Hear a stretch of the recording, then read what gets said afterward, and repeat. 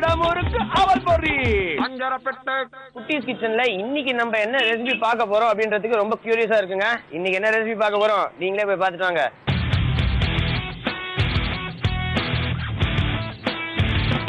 Welcome to குட்டீஸ் kitchen. இன்னைக்கு ஒரு புது ரெசிபியை உங்களுக்கு செஞ்சு காட்ட போறேன். அதுக்கு பேரு ரவா புட்டு. இதுக்கு தேவையான இன்கிரீடியன்ட்ஸ் என்னன்னு பார்ப்போம்.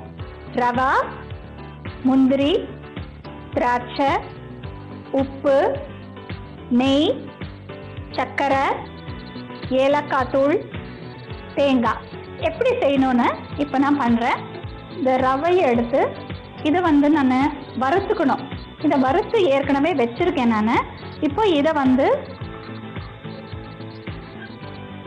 இந்த பவுலில் போட்டு கொஞ்சம் உப்பு போட்டுக்கோங்க.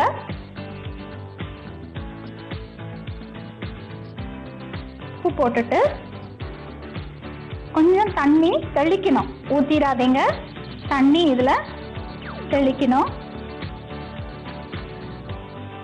வச்சுட்டீங்கன்னா ஒரு 10 நிமிஷம் இந்த மாதிரி ஊறணும்.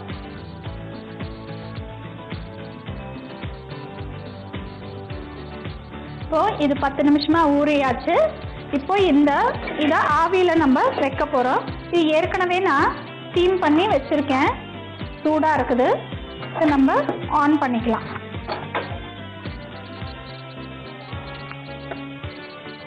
இப்போ இந்த ஊற வச்ச ரவைய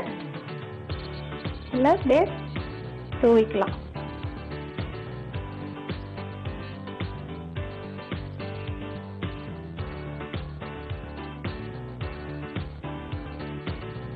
இது எதுக்காக இந்த மாதிரி ஸ்டீம் பண்றோம்னா, ரவை அப்படியே பச்சையா வாசனை இருக்கும். அதனால ஃபர்ஸ்ட் வறுத்துட்டு ஊற வச்சு அதுக்கப்புறம் நம்ம வேக வைக்கிறோம். இப்போ இதை மூடிடுறேன் நான். மூடிட்டு ஒரு 15 நிமிஷம் நம்ம ஸ்டீம்ல வைக்கணும். விசில் வந்துருச்சு. 15 நிமிஷம் ஆயிடுச்சு.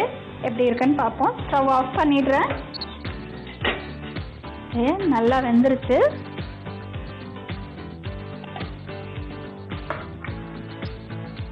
இப்போ இந்த பிளேட்ல நம்ம போட்டுக்கலாம். இதை இப்போ நம்ம புட்டு வேக வச்சு எடுத்ததுனால இது நல்லா வெந்துருச்சு. குழந்தைங்க சாப்பிட்ற அளவுக்கு. இந்த புட்டு கொஞ்ச நேரம் ஆறணும். ஸ்டவ் ஆன் பண்ணிக்கோங்க. ஃபேன் வச்சுக்கலாம். நல்லா சூடாகணும். சூடானதுக்கப்புறம் நம்ம நெய் போடணும். இதுக்கு எவ்வளோ வேணால் நெய் போட்டுக்கலாம். ஏன்னா ஸ்வீட் ஐட்டம் தான், குழந்தைங்க சாப்பிட்றது வேற. அதனால நல்லா தாராளமாக நெய் போட்டுக்கலாம். நெய் நல்லா உருகி வந்ததுக்கப்புறம் நம்ம முந்திரி திராட்சை போடணும். நெய் சூடாயிடுச்சு. இப்போ முந்திரி போட்டுடுறேன். முந்திரி பருப்பு, திராட்சை பழம் இதெல்லாம் குழந்தைங்களுக்கு ரொம்ப பிடிக்கும். நல்லா போட்டுக்கலாம்.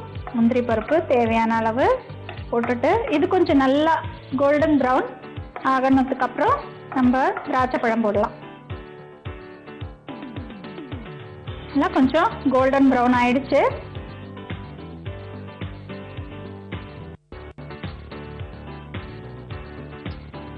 ஸ்டவ் ஆஃப் பண்ணிட்டேன். ரவா புட்டுல ஆட் பண்ணணும். பண்ணிட்டு இதை நல்லா கலந்து வச்சுக்கலாம். இதுக்கு மேல நம்ம என்ன பண்ணணும்னா, நெய் போட்டு நல்லா கலந்தாச்சு. இந்த தேங்காய் திருகி வச்சிருக்கோம் இல்லையா, இந்த தேங்காவை இந்த மேல அப்படியே போட்டுக்கலாம். தேங்காய் ரொம்ப டேஸ்டா இருக்கும். குழந்தைங்களுக்கு ரொம்ப பிடிக்கும். ஏலக்காய் தூள் ரொம்ப மணமா இருக்கும். ஏலக்காய் தூள் போட்டால் இன்னும் மணமா இருக்கும். ஃப்ளேவர் நல்லா டேஸ்ட் கொடுக்கும். அப்புறம் இதுக்கு மேலே ஒரு டீஸ்பூன் சர்க்கரை.